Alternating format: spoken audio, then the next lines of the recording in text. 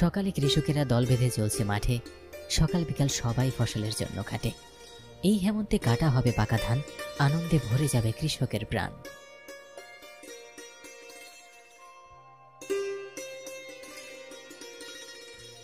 আমি দেবতোষ। জমিদারের জমিতে দিনমজুরের কাজ করে অনেক কষ্টে সংসার চালাই। কিন্তু আজকাল জিনিসপত্রের যা দাম বেড়েছে, তাতে শুধু দিনমজুরের রোজগার দিয়ে সংসার চালানো প্রায় অসম্ভব হয়ে পড়েছে। আমাদের গ্রামে জমিদার মশাই ছাড়া কম বেশি সবাই দরিদ্র।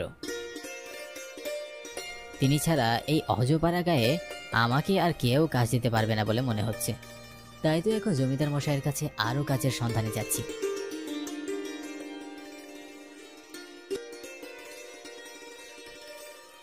জমিদার মশাই, জমিদার মশাই বাড়িতে আছেন? কে কে কে ডাকছে? আমি দেবতোষ। ও দেবতোষ, আয় ভিতরে আয়। জমিদার মশাই একটা চেয়ারে হেলান দিয়ে বসে পেপার পড়ছিল। আমাকে দেখে কিছুটা অবাক হয়ে তিনি বললেন, কি রে দেবতোষ, এই অবেলায় কি মনে করে? ইয়ে মানে জমিদার মশাই, ফসলের জমিতে কাজ করে আমি যেই সামান্য মাইনে রোজগার করি, তা দিয়ে সংসার চালাতে আমার বেশ কষ্ট হয়ে যায়। আপনি যদি আমাকে অন্য আরেকটা কাজ দিতেন তাহলে খুব উপকার হতো আমার। তুই তো সারাদিন আমার ফসলের জমিতে কাজ করিস, অন্য কাজ করার সময় তোর কই? আমি দিনে আপনার ফসলের জমিতে কাজ করি, কিন্তু সারা রাত তো আমি অবসর সময় পার করি। আপনি আমাকে রাতের কোনো কাজ দিন জমিদার মশাই, তাহলে আমার বড্ড উপকার হবে। না হয় এই দুর্মূল্যের বাজারে না গিয়ে মরতে হবে। জমিদার মশাই আমার দিকে অবাক হয়ে তাকিয়ে রইলেন। কি জানি মনে মনে উনি কি ভাবছেন। আমি নাছোড়বান্দা, কাজ ছাড়া বাড়ি ফিরবো না আজ। খানিকক্ষণ পর জমিদার মশাই বললেন, আচ্ছা শোন, আমি যেই গোদাম করে ফসল রাখি সেখানে আগে করিম মণ্ডল পাহারা দিত, কিন্তু আজ 3 দিন হলো করিম মণ্ডল কাজ ছেড়ে দিয়েছে। গ্রামে চুরি ডাকাতির ভয় রয়েছে। সেদিনও শুনলাম পাশের গ্রামে নাকি চুরি হয়েছে। তুই আজ থেকে রাতের বেলা আমার গোদামটি পাহারা দে, ঠিক আছে? জমিদার মশাইয়ের কথা শুনে আমি খুব খুশি হলাম। এত সহজে কাজের ব্যবস্থা হবে সেটা ভাবিনি। আমি আর সময় নষ্ট না করে জমিদার মশাইয়ের কাছ থেকে বিদায় নিয়ে বাড়ির পথে রওনা হলাম।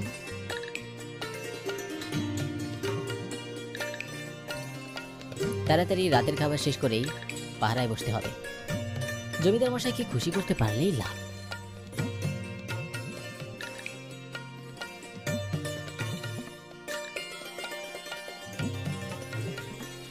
বাড়ি ফিরে রাতের খাবার শেষ করলাম। ওগো শুনছেন, বলছি যে রাতের কাজ এমনিতেও আমার মোটেও পছন্দ নয়, একটু সাবধানে থাকবেন। তুমি এসব নিয়ে ভেবো না, কিচ্ছু হবে না আমার। দাও দরজাটি লাগিয়ে দাও, আমি তাহলে চললাম। গিন্নিকে বিদায় জানিয়ে হাতে একটা লাঠি আর টর্চ নিয়ে গুদাম ঘরের উদ্দেশ্যে রওনা হলাম।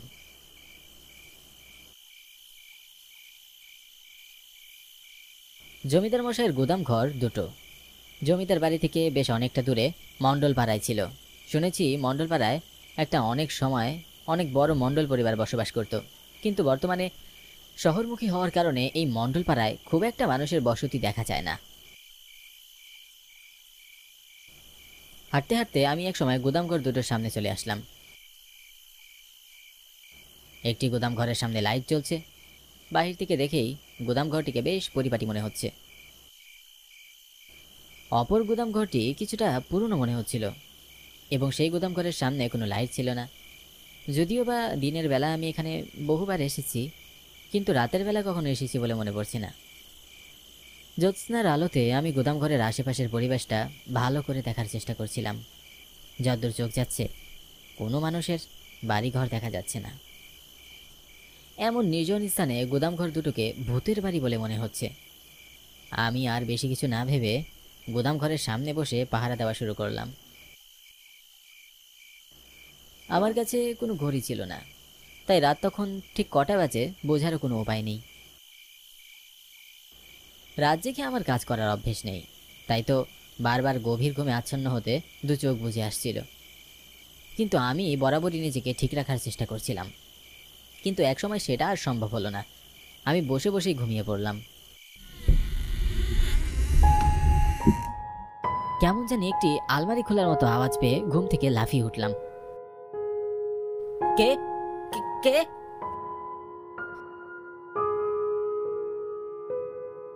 গোদামঘর দুটোর দিকে তাকিয়ে দেখলাম বাহির থেকে তালাবদ্ধ করা আছে।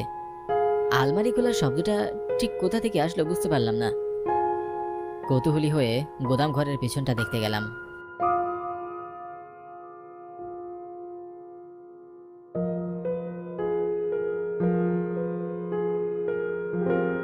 আর তখনই একটি মেয়ের কণ্ঠস্বর আমার কানে ভেসে আসলো। বাঁচাও, বাঁচাও, বাঁচাও। মেয়েটি সাহায্যের জন্য চিৎকার করছিল। গভীর রাতে এমন জনমানবশূন্য এলাকায় একটি মেয়ের কণ্ঠস্বর শুনতে পাবো সেটা আশাই করিনি। ভয় না কিসের কারণে জানি না, আমার গায়ের লোমগুলো দাঁড়িয়ে গেল। আমি স্পষ্ট বুঝতে পারলাম আওয়াজটা পুরনো গোদাম ঘর থেকে আসছে। আমি আবার গোদাম ঘরের সামনে গেলাম,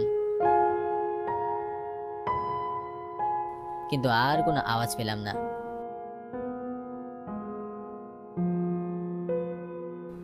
খানিকটা চিন্তিত হয়ে আবারও গোদাম ঘরের সামনে বসে পাহারা দিতে লাগলাম। এবার আমার চোখে আর ঘুম আসলো না। ভিতরে কেমন জানি অনুভব করছিলাম। বারবার মনে হচ্ছিল সংসারে শান্তি আনতে কাজটি তো নিলাম, কিন্তু কোনো বিপদ ডেকে আনলাম না তো। কিছুক্ষণ পর হঠাৎ ঠকঠক শব্দে আমি চমকে উঠলাম। শব্দটি কোথা থেকে আসছে সেটি বোঝার জন্য কান এগিয়ে দিতেই বুঝলাম এবারও শব্দটা পুরনো গোদামঘর থেকেই আসছে। আমাকে এখান থেকে বের করো, বাঁচাও, বাঁচাও আমাকে। আবারও সেই মেয়ের কণ্ঠস্বর। আমি ভীষণ অবাক হলাম। আমি যতদূর জানি গোদামঘরগুলোতে জমিদারের ফসল রাখা হয়, কোনো মানুষ নয়। তাহলে ভিতরে কে সাহায্য চাইছে?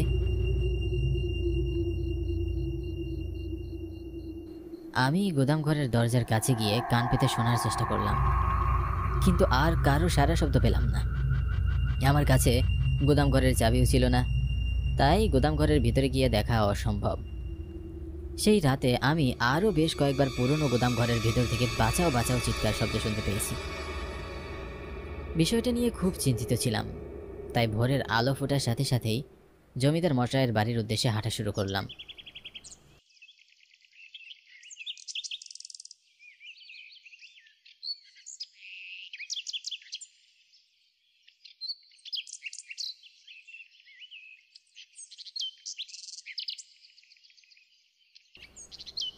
কিরে দেবতোষ, রাতে ঠিকঠাক পাহারা দিয়েছিলি তো, নাকি ঘুমিয়েছিলি? জমিদার মশাই, আমি সারা রাত না ঘুমিয়ে ঠিকমতোই পাহারা দিয়েছি। এই নে ধর গোদাম ঘর দুটোর চাবি। গতকাল তো চাবি না নিয়ে পাহারা দিতে চলে গিয়েছিলি, আজ থেকে চাবি দুটো তোর কাছেই থাকবে। এখন যা, ফসলের জমিতে কাজে লেগে পড়, যা। মানে জমিদার মশাই, আপনার সাথে কিছু কথা ছিল। হ্যাঁ বল, কি কথা? গতকাল রাতে পুরনো গোদামঘর থেকে আমি কারো আর্তনাদ শুনতে পেয়েছি। কেউ বাঁচাও বাঁচাও বলে চিৎকার করছিল, কিন্তু আমি গোদামঘরের কাছে গেলেই সেই আওয়াজটি বন্ধ হয়ে যেত। আমার কাছে চাবি ছিল না, তাই আমি গোদামঘরের ভিতরে গিয়ে দেখতে পারিনি। খবরদার, তুই কিছুতেই পুরনো গোদামঘরের ভিতরে যাবি না।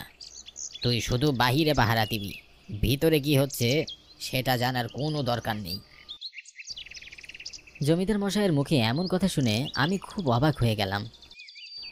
বুঝতে পারলাম কিছু একটা গন্ডগোল তো আছে। জমিদার মশাই আমার কাছ থেকে কিছু একটা গোপন করছেন, কিন্তু আমি আর কথা বললাম না। মাথা নিচু করে জমিদার মশাইয়ের বাড়ি থেকে বের হয়ে চলে এলাম।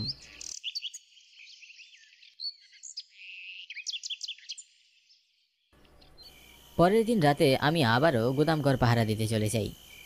চারিদিকে নীরব অন্ধকার পরিবেশ, কিন্তু এই নীরবতা উপভোগ করতে পারছি না। আজ কেন যেন মনটা খুব অস্থির হয়ে আছে। গতকাল রাতের ঘটনা মনের মধ্যে কাঁটা বিঁধে আছে। রাত তখন আনুমানিক 12টা। তখন আমি আবারও গোদামঘর থেকে কারো চিৎকারের আওয়াজ শুনতে পেলাম। বাঁচাও, আমাকে কেউ বাঁচাও। আমি তাড়াহুড়ো করে গোদামঘরটার দিকে এগিয়ে যাচ্ছিলাম।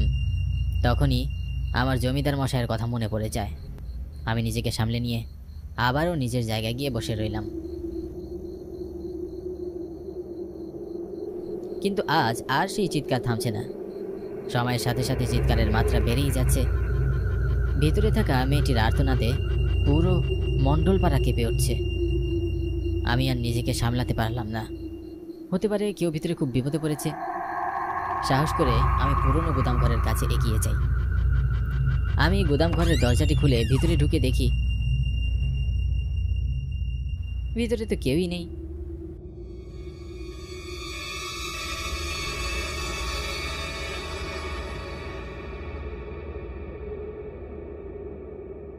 অন্ধকার ঘরের মধ্যে কোনো মানুষ তো দূরের কথা, কোনো ফসলও নেই। শুধু একটা ঘরের একটা কোনায় একটা বিছানা পাতা, ধুলো বালি আর মাকড়সার জালে ভর্তি ঘরটি। দেখেই বোঝা যাচ্ছে এটা কোনো পরিত্যক্ত গোদাম ঘর। আমি কিছু বুঝে ওঠার আগেই দরজাটা আপনা আপনি বন্ধ হয়ে গেল। আমি চমকে উঠলাম।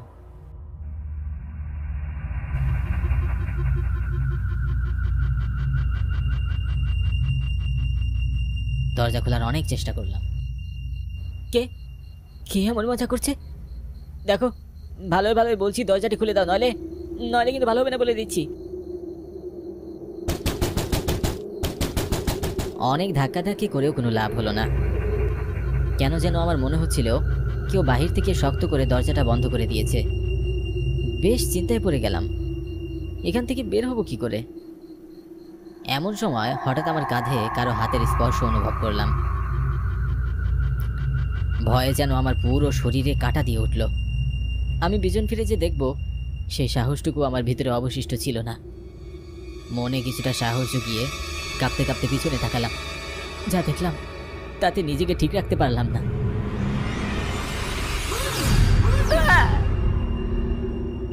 আমাকে এমন ভীতু অবস্থায় দেখে সে অট্ট হাসিতে মেতে উঠল।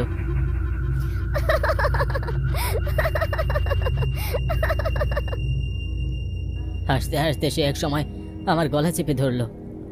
আমি অনেক চেষ্টা করছিলাম তার হাত থেকে নিজেকে রক্ষা করার, কিন্তু সে এতটাই শক্ত করে ধরে রেখেছিল যে আমি কিছুতেই নিজেকে চালাতে পারছিলাম না। বাঁচাও, বাঁচাও, কে আছো, আমাকে বাঁচাও, ছেড়ে দে ডাইনি। এক সময় সে আমাকে অনেক জোরে ছুঁড়ে ফেলে দেয়।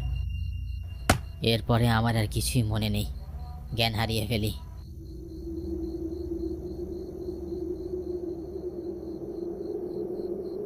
জ্ঞান ফিরে আসার পর দেখলাম জমিদার মশাই এবং গ্রামের কয়েকজন লোক আমার পাশে বসে আছে। আমি বিছানায় শুয়ে আছি। আমি কেমন করে এখানে এলাম? আমি তো গোদাম করে আটকা ছিলাম। রাতের বেলা আমি শহর থেকে বাড়ি ফিরছিলাম, তখন তোমার চিৎকার শুনে জমিদার মশাইকে খবর দেই। তারপর জমিদার মশাই তোমাকে ওখান থেকে বের করে এনেছেন। দেবাশিস, আমি তোকে পুরনো গোদাম ঘরে ঢুকতে মানা করেছিলাম, কিন্তু তুই আমার কথা শুনিসনি। কেউ বারবার সাহায্য চাইছিল, তাই আমি গিয়েছিলাম। কিন্তু জমিদার মশাই, আমার সাথে গতকাল রাতে যা ঘটেছে আমি তার কারণ জানতে চাই। এখন থেকে অনেক বছর আগে আমাদের গ্রামে একজন কৃষি অফিসার আসেন, আর এই গোদাম ঘর দুটো তার অধীনে ছিল। লোকটা আমাদের গ্রামের একজন সুন্দরী নারীর প্রেমে আসক্ত হন। পরকীয়ায় আসক্ত হওয়ার কারণে তার সংসারে নানান অশান্তি সৃষ্টি হয়। একটা সময় তার স্ত্রী থানায় তার নামে মামলা করতে চায়। অফিসার নিজের মান সম্মান আর চাকরি বাঁচাতে নিজের স্ত্রীকে গোদাম ঘরে বন্দি করে রাখেন। দীর্ঘদিন বন্দি থেকে না খেতে পেয়ে একটা সময় মহিলাটি মারা যায়, এবং তারপর থেকে তার অশান্ত আত্মা এই গোদাম ঘরে ঘুরে বেড়ায়। সব শুনে আমার গা শিউরে উঠল। মহিলাটির জন্য খুব মায়া হচ্ছিল, কিন্তু সেদিনের পর থেকে আমি আর কখনোই গোদাম ঘর পাহারা দিতে যাইনি।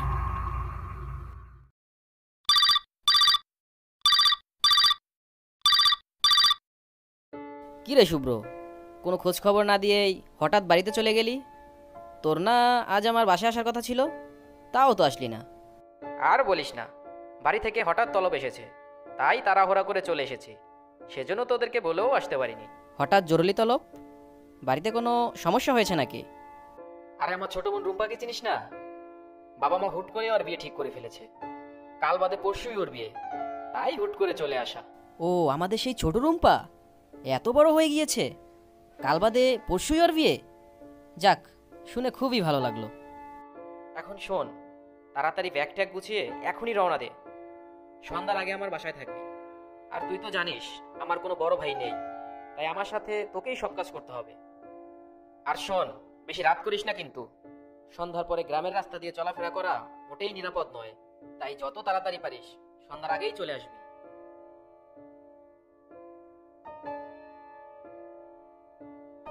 আসলে শুভ্র আমার ছোটবেলার বন্ধু। ছোটবেলা থেকেই আমাদের একসাথে বেড়ে ওঠা। স্কুল কলেজ ইউনিভার্সিটি একসাথেই পার করেছি। ইউনিভার্সিটিতে ভর্তি হওয়ার পরেই শুভ্রর বাবা মা গ্রামে চলে যায়। তারপর থেকে ও এখানে একাই থাকে। শুভ্রর বাবা মা গ্রামে চলে যাওয়ার পর ওর বোন রুম্পাকে আমি আর দেখিনি। যদিও ও তখন অনেক ছোট ছিল, তবে এখন অনেক বড় হয়ে গিয়েছে। রুম্পা আমাদের খুবই আদরের ছোট বোন। ওর বিয়েতে তো আর না যেতে পারি না। যদিও দুপুরে একটা টিউশনি আছে, তাই ভাবছি টিউশনিটা শেষ করেই বের হব। টিউশনি শেষ করেই বেরিয়ে পড়লাম শুভ্রদের গ্রামের উদ্দেশ্যে। যদিও বের হতে কিছুটা লেট হয়ে গিয়েছে, তবে আশা করি সন্ধ্যার আগেই ওদের গ্রামে পৌঁছে যেতে পারবো। ট্রেনে গেলে বড়জোর 2-2.5 ঘন্টা লাগতে পারে। যদিও আমার বাসা থেকে ট্রেন স্টেশন বেশি দূরে নয়, তাই হেঁটে হেঁটেই চললাম স্টেশনের দিকে।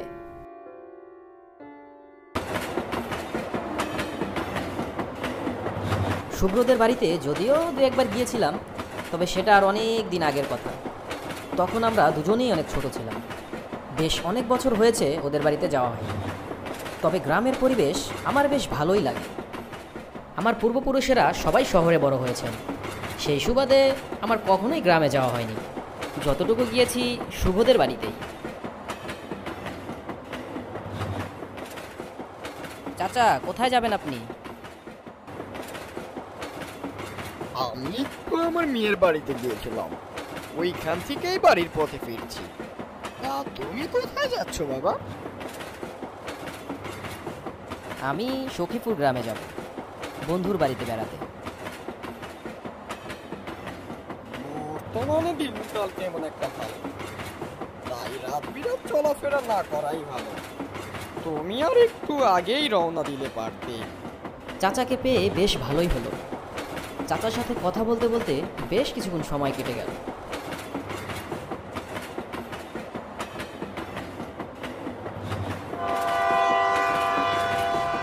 তবে হঠাৎ দেখলাম ট্রেনটি মাঝপথেই থেমে গেল।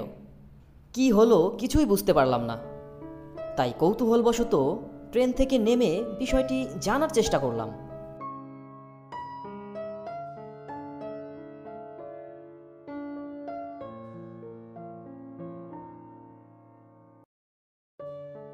এই যে ভাই, শুনছেন?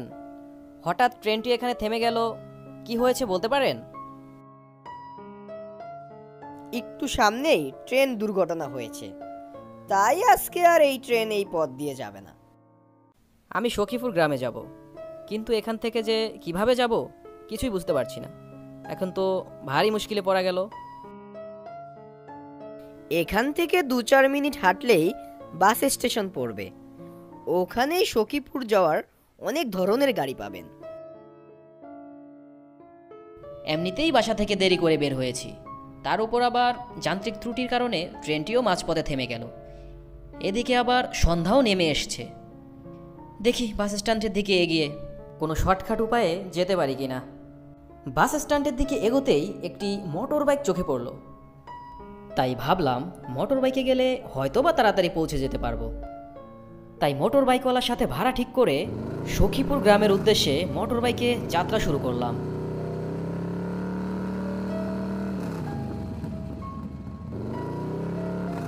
বলছিলাম যে এই রাস্তা দিয়ে আমাদের পৌঁছাতে কত সময় লাগতে পারে? আমরা যদি মেন রোড দিয়ে যাই তাহলে ঘন্টা দুয়েক লাগতে পারে। আবার একটু সামনে আগালেই গ্রামের মধ্যে দিয়ে একটি রাস্তা রয়েছে। যদি ওই রোড দিয়ে যাই তাহলে অল্প সময়ের মধ্যেই পৌঁছে যেতে পারবো। তাহলে বরং গ্রামের রাস্তা দিয়েই চলুন, এমনিতেই অনেক রাত হয়ে গিয়েছে।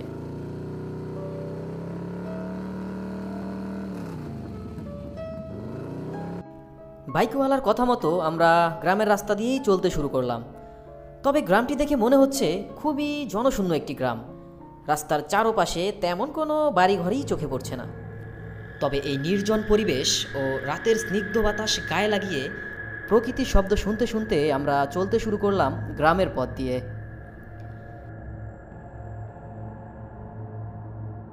এভাবে বেশ কিছুক্ষণ চলতে চলতে আমাদের গাড়িটি একটি চৌরাস্তার মোড়ে এসে হঠাৎ থেমে গেল।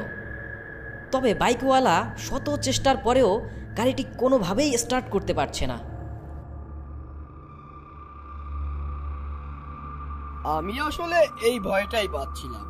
শুনেছি এই রাস্তাটা নাকি তেমন ভালো না। এই রাস্তা দিয়ে রাত বিরাত যেই যায় সেই নাকি কোনো না কোনো বিপদে পড়ে। আপনি কি বলছেন এসব? এ কথা তো আপনি আমাকে আগে বলেননি। তাহলে তো আমি ভুলেও এই রাস্তা দিয়ে আসতাম না। আপনি ভয় পেতে পারেন বলেই আমি আপনাকে কিছু জানাইনি। এদিক দিয়ে রাতও গভীর হয়ে আসছে, তাই চিন্তা করলাম এই পথ দিয়ে গেলে তাড়াতাড়ি পৌঁছে যেতে পারবো। বাইকওয়ালার কথা শুনে আমি খুবই ক্ষিপ্ত হলাম এবং মনে কিছুটা ভয় ভয়ও লাগছে। তবে এত রাতে কীভাবেই বা বাড়িতে পৌঁছাবো? তবে হঠাৎ খেয়াল করলাম আমার আশেপাশে থেকে কেমন যেন একটা বিশ্রী হাসির শব্দ আমার কানে ভেসে আসছে। প্রথমে ভাবলাম কোনো বন্যপ্রাণী ডাক হবে হয়তো, কিন্তু না, শব্দটি ক্রমশ ধীরে ধীরে আমার নিকটেই আসছে। হঠাৎ তাল গাছের দিকে চোখ পড়তেই দেখি তাল গাছের উপরে কে যেন সাদা কাপড় মুড়ি দিয়ে বসে আছে এবং তার চেহারায় এতটাই ভয়ানক যে আমি তাকাতেই পারছিলাম না। ভয়ে আমার সারা শরীর থরথর করে কাঁপছে। তখন পাশে তাকাতেই দেখি বাইক চালক ও বাইক কোনোটিই এখানে নেই। সম্পূর্ণ ফাঁকা রাস্তার মাঝে আমি একাই দাঁড়িয়ে আছি এবং ভয়ঙ্কর চেহারাধারী লোকটি আমার সামনে এসে দাঁড়ালো এবং মনে হচ্ছে আমাকে মারার জন্য আমার দিকেই তেড়ে আসছে। তবে এই বিভৎস দৃশ্যর মধ্যেও কেমন যেন আমি এক টুকরো আলোর দেখা পেলাম এবং আলোটি এসে আমাদের গায়ের উপরেই পড়ল। আলোর সাথে সাথে লোকটি কোথায় যেন মিলিয়ে গেল এবং একটি মালবাহী ট্রাক আমার সামনেই এসে থামলো।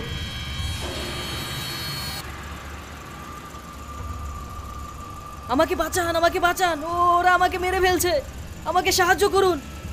কে হে ছোকরা, তুমি এত রাতে এখানে কি করছো? আসো আসো, ট্রাকে উঠে আসো।